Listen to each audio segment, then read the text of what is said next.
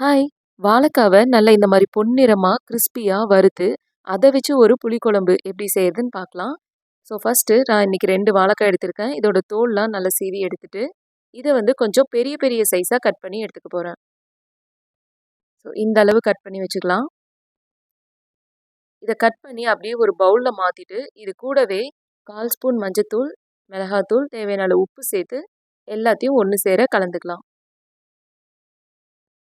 ஒரு பேன்ல 2 spoon oil சேர்த்து, நம்ம கட் பண்ணி வச்சிருக்க வாழைக்காவ இதில சேர்த்துடலாம்.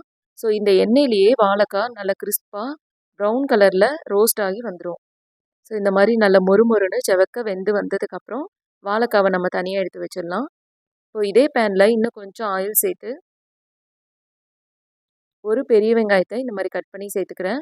கூடவே ஒரு 5 பல் பூண்டு, 3 தக்காளி சேர்த்து, இந்த தக்காளி நல்லா வெந்து சாஃப்ட்டா வர வரையும் விட்டுறலாம்.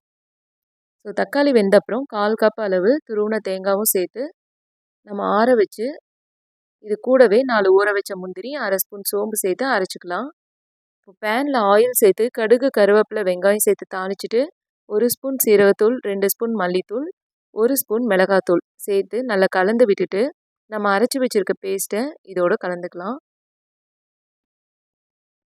தண்ணி எந்த அளவுக்கு தேவையோ அந்த அளவு சேர்த்து நல்லா கொதிச்சதுக்கப்புறம், தேவையான அளவு புளி சேர்த்துக்கோங்க.